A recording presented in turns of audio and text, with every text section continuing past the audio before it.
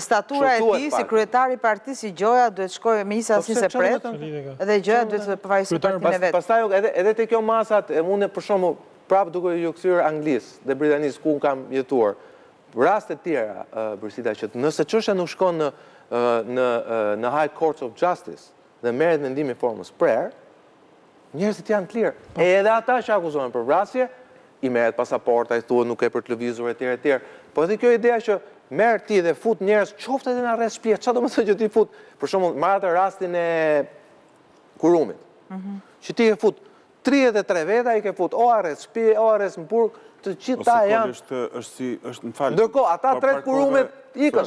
Ata se si e morën vesh dhe ikën, ata janë Turqi të gjithë. Është e njëjta logjik, po parkove dopjofila shkon burg më. Më falë, është e njëjta, është mentalitet. Është mentalitet, është inerci, është për inerci dhe nuk del dot nga korniza. Nuk është epiqendra t'japim drejtësi, është epiqendra të ndëshkojmë sepse këtu dalin gjithë fituar, spektakli fiton spektakli. Jo, më falë, spektakli e ta Faiku, ata po e bëjnë që dalin mirë me ato shifrat, njëri do më apliku më fut prokuror. Po që prokurorët dhe gjyqtarët në fakt kanë qenë janë në luftë të kohë. Dhe ata do mi thonë t'i lëm brenda, se sa të na akuzojnë, po në luftë edhe të opinionit, edhe të mediave. Në luftë në këti. Edhe sa ta lirojë dhe thonë që ja ka marrë. Është dhe diçka tjetër. Do bëhet për inerci, është dhe njerëzit flasin që nëse ti tregohesh Klement dhe i sjellshëm. Mund të tregohesh edhe diçka më tepër se i sjellshëm, po mund të futesh edhe një marrëdhënie të papërshtatshme me një person i cili duhet ketë një mas X sigurie ose duhet dënohet Y, po themi nëse ti këtë person na e zbërthekte se na e komplikove. Nëse ti këtë person e kursen, po them, e trajton në mënyrë më tolerante, natyrezën tënde të punës, i bie që 3 personat e tjerë ti trajtosh në mënyrë më të ashpër, në mënyrë që në fund ditës ty të dalë ekuilibri si brenda profesionit. Pra të me thënë, me që ti ke liru nga masa e sigurisë vjerin e Arminës, duhet rastësh në burg të atjera. E qa drejtësi është kjo pastaj? Bën logjik, nuk e di sa e vërtet është, po bën logjik. Jo, drejtësi nuk është, drejtësi është. Logjik drejtësia nuk, Arben. Dalim të e pyetja, sepse këtu është debati i palës tjetër që thot kjo është kundër integrimit e tjerë, kushtet e BE-s, që deri ku edhe ka në thelb, ka një, në mënyrë spekulative, ka diçka të vërtet, por kush na çon drejt Europës? Një drejtësi e tillë me të gjithë njerëzit në burg, ndërkohë që Këshilli i Europës dhe gjithë reagojnë, apo një drejtësi e cila ka dhe këtë sensin edhe edukativ që thot Skënderi, të shoqërisë? Kisha menduar të ndërtonja formë tjetër. Si doni, mund ta përmbysësh. Jo, do të filloj me këtë, sepse sot po debatohet mbi bllokimin e negociatave Bashkimi Evropian Shqipëri dhe ngren çështjen 1, 2, 3. Politika ka arritur deri kaq sa ta bëj çështje një gjë të tillë në mënyrë më artificiale të mundshme. Pse? Në datën 20 mars, raporti i Komisionit Evropian është debatuar, nuk është debatuar, por është hedhur në tavolinë për herë të parë. Deri në këtë moment, nuk ka absolutisht asnjë lloj qëndrimi nga instancat serioze, zyrtare të Këshillit të Evropës dhe të Komisionit Evropian për çështjet e antarësimit të Shqipërisë në Bashkimin Evropian. Nuk ka. U bë raporti që është pozitiv, dhe ai është pozitiv, janë hapur 33 i Komisionit. Pritet qëndrimi i Këshillit të Ministrave. Dhe tani. Berisha thot janë 9, më fal, Vjeri Arminës thot janë 9 shtete që e kanë bllokuar. Atëherë them nuk janë 9 shtete sepse protokolli nuk është i tillë. Protokolli është që ky raport i cili hartohet nga Komisioni Evropian, që është Komisioni Këshilli i Ministrave, ti themi, ose Qeveria e Evropës, e cila është pozitive për Shqipërinë, këtë gjë duhet tashmë ta marrin të gjithë anëtarët e Bashkimit Evropian dhe ata të bëjnë kontestimet e veta, të bëjnë pyetje dhe të kërkojnë shtyrje afates për të dhënë përgjigje. Nuk ka deri tani asnjë lloj kontestimi. Asnjë lloj kontestimi, sepse seanca e parë ishte thjesht seanca e njohjes me raportin dhe debati për raportin nuk ka filluar akoma. Këto 9, këto 12, këto 13, këto 15 nuk ekzistojnë, po nuk do t'i qëndroj kësaj sepse futem në tjetër kapitull. E në qoftë se Debati kryesor i pretenduar është për kapitullin 23-24 që kanë të bëjnë me të drejtat e njeriut, kanë të bëjnë me sistemin e drejtësisë, etj. Në themel të debatit, pra të debatit, është Shqipëria duhet ta shpërsoj masat e sigurisë të hetimit dhe të ndëshkimit.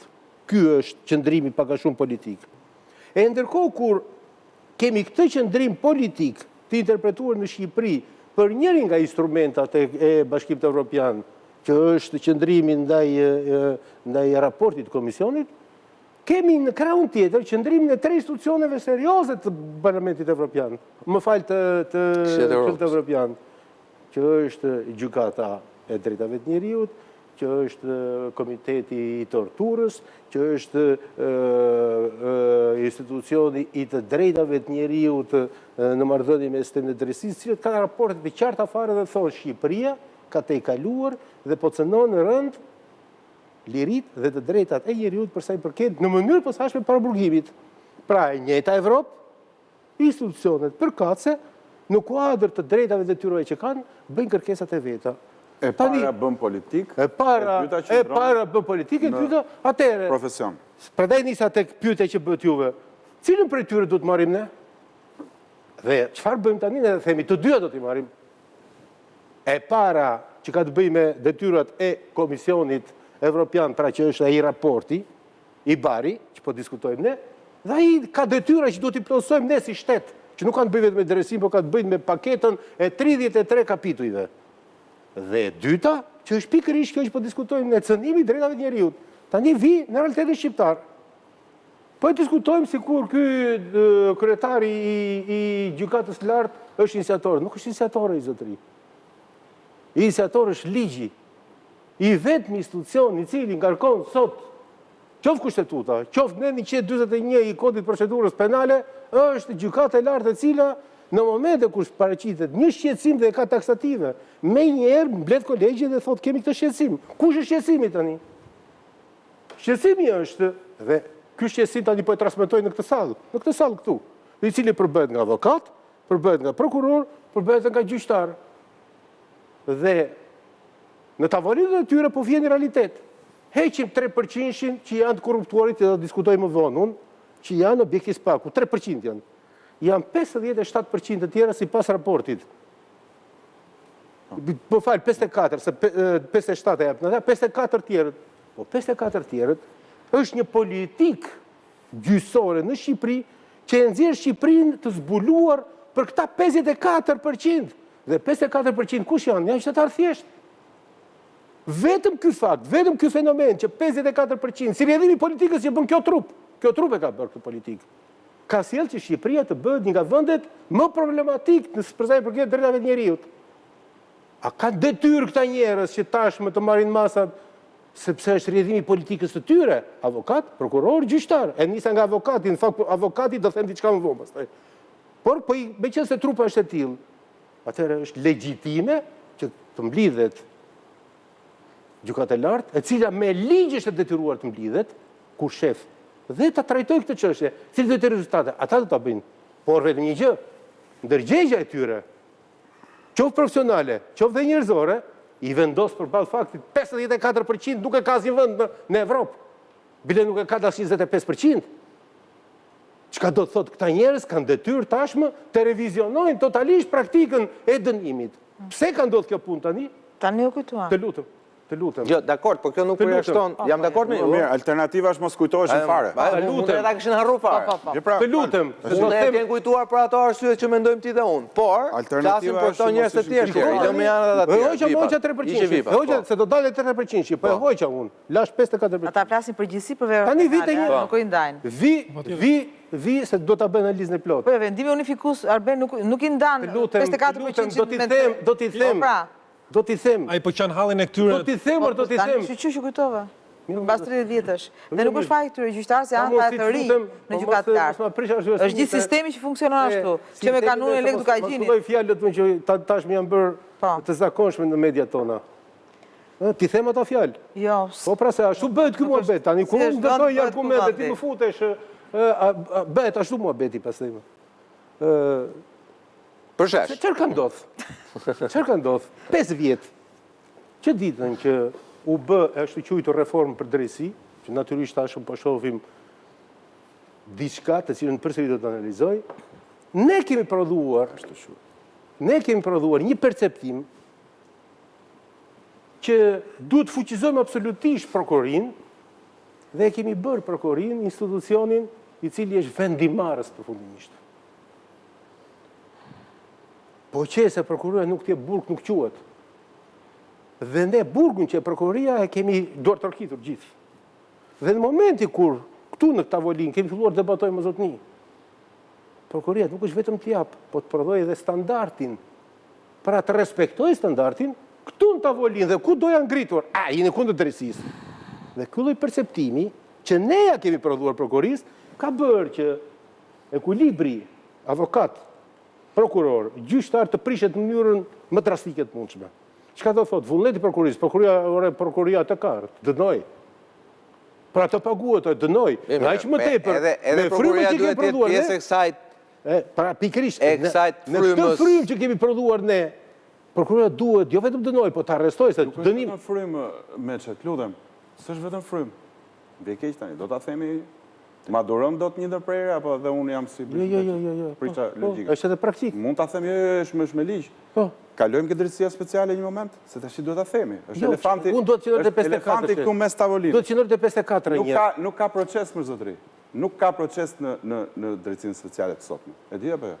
Unë kam thënë dhe pa e rikthem. S'ka problem fare. Pse? Prokurori është i zoti i sallës. Nuk është gjyqtari. Këtë po është me ligj, është me ligj, është me letra. Jo. Është me letra, absolutisht. Se heton gjykatës. Po, dhe kemi, heton gjykatësin. Dhe kemi raste kur gjykatësi special rëndon pretencën e prokurorit special. Tani, zotri të ligjit, bën vaki kjo punë? Nuk bën. Sepse është gjykatësi normalisht shkon drejt lehtësimit. Ka pas edhe gjyqtar që kanë dalë dhe për te i prokurorëve. Tashi po merret negativja. Që kanë dalë më tash për prokuror, të Ka thonë prokurori 5, ka thonë gjykata 12. E ka atë hapësirë. Ka një common sense, president. Dhe di ku shkon lojë. Shkon drejt tenton të respektoj ose tenton të gjykojë gjitha rrethat. Element krejt. Apo jo. Pra tenton nuk shikon vetëm një pra prokurori shikon një person që duhet futur në burg, dënuar, varur etj, djegur. Kurse gjykatësi është edhe në anën e të panerë. Është mes paktën. Është në mes. Ai gjykon vetë. Mes, duhet të jetë mes. Kurse po s'është mes. do vazhdojmë logjikën ti tani gjykos të lebrisita. Edhe këto që po bisedojmë ne sot është një lajm shumë i mirë. Sepse s'kishe bërë vaki në Shqipëri për 30 vjet, të konsiderohet si palë dhe si një institucion që mund të afektoj dhe ka akses edhe qoftë në drejtësinë, por edhe në jetën shoqërore të Shqipërisë, si gjykata e prokuroria që kanë qenë të papërfillshme, do kanë qenë gjithmonë zgjatues dhe shërbëtor të politikës. Ky është një lajm i mirë, më në fund. Mendoj unë. Patjetër që ne jemi mësuar dhe reagimi dhe kundërpërgjigja e vërteta është pak më ndryshe. Gjykatësit e prokurorët nuk ndiheshin se merrnin lek. Okej? Po, ishin dhe të varur nga politika. Po, prit. Edhe njerëzit që kishin halle, nuk flisnin dhe nuk shtaktonin, japim lek. I zgjidhim me lek. Edhe gjë zgjidhim me lek. Ose që thot një miku jon që s'duhet përmend emrin, se s'duhet paragjykoj, thot, çfarë